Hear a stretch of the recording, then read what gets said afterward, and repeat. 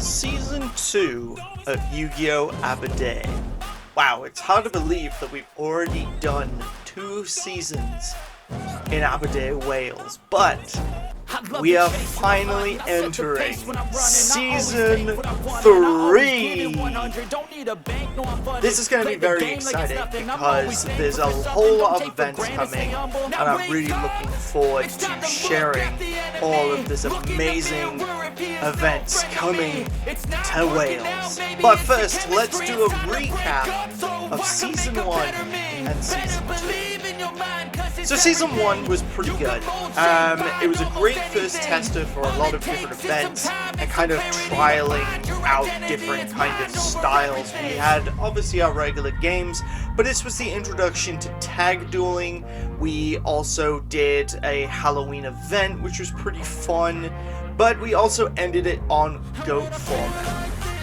In Season 2, we pretty much did something similar, but instead of it being a themed challenge, we basically did deck building, which was a lot of fun to do because it's something that, I know some people can struggle with, but it was fun to kind of get the idea to just take a load of cards, build a deck that you can use, and just go with it. And that was a lot of fun to do. But we also went back to an old school format in Edison, and that was absolutely amazing. I had such a blast. I still prefer GOAT format because GOAT format is a much more balanced kind of format. Edison, there's a lot more kind of it's a much larger card pool, but in fairness, I do prefer the good old school GOAT format because everyone seems to be on a much more even playing field, and that's what I love about Yu-Gi-Oh! Obviously, we've got to deal with the current formats that we have, and that's something that I also want to recognize, that basically everyone has really stepped up their games. In Season 1, it seemed like it was going to be Chaffee who's going to win Season 1, but the king himself, RJ, managed to overcome that challenge and win Season 1. Then in Season 2, it was very back and forth between 3 people, RJ, Tom, and myself. However, Tom and RJ managed to win enough points that basically no matter what happened in the finale, someone was going to win, someone was going to lose, but no one could catch them. Which was absolutely incredible. This was the closest that we ever had to seeing RJ finally take a loss during the season. However, he kept his crown and is now on officially a winning streak of the seasonal tournaments, winning officially Season 1 and 2, but in the most controversial way.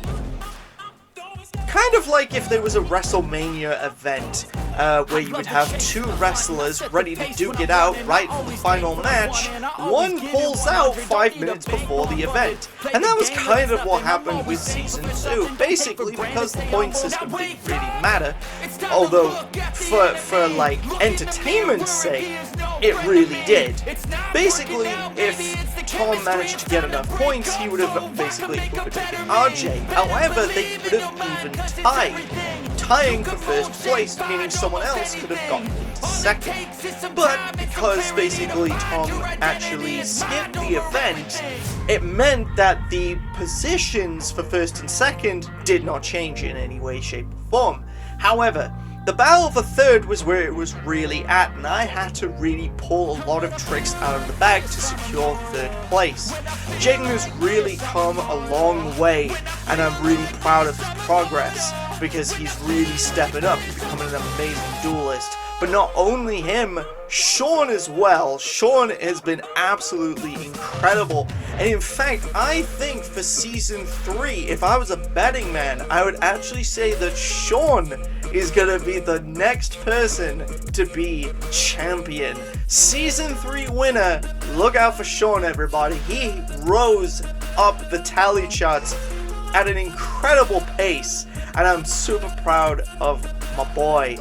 So, without further ado, we are going to be looking at each event, and then I'm going to be talking about each one and the ideas around them.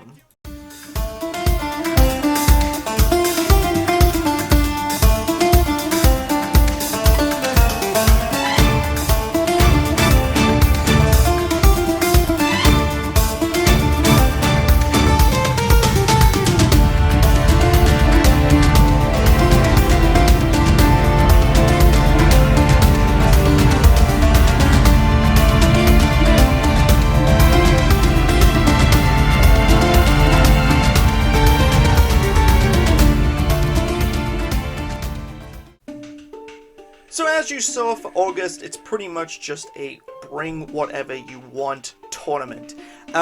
These have always been a good staple and a lot of fun because we get to see a lot of the modern kind of support and seeing what people can bring to the table. Especially for people who want to counter maybe some of the kind of formats that we've been playing in these tournaments, and everyone's really stepped up their games. Nobody is going super meta. I would say probably myself and RJ are the closest to being full meta, you know, because obviously I'm running like Bell, and we also have, you know, no offense, the bigger site budget pool that we can kind of splash the cash a little if we wanted to. Personally, I don't want ever to do that because, like with the Bell deck, for example, if I wanted to go full power, that would be like 200 odd pounds, which is absolutely insane. But we're going to look at September next, which is a tag event. I know a lot of people like the tag dueling, and this is a bring whatever you want, but as a tag format, which is fantastic. It's going to be great to see maybe Brad and Helena teaming up once again.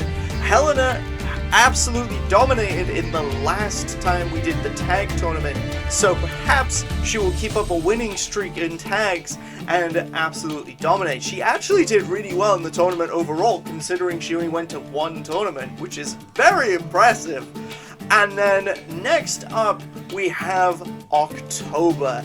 So October is going to be the bring whatever once again, which is very surprising that I'm actually doing 3 normally in a row of kind of bring whatevers, but the reason why is because the last 2 events are going to be absolutely insane, and I absolutely adore the kind of next 2 formats, so I kind of wanted to close out October by, you know, with the bring whatevers, because, you know, they're great, and that's when everyone's going to really want to be playing. But fear not for those who are wondering about November. So as you saw, November is going to be a speed duel format. This is going to be the first time in the Yu-Gi-Oh community for Aberdare that we're actually going to be playing speed duel format. And I know a lot of you obviously don't own any speed duel cards. However, your T.O is here, and he is right there to help you guys out, because this weekend, for the 17th, I will be doing a giveaway where basically we will be doing essentially random lots.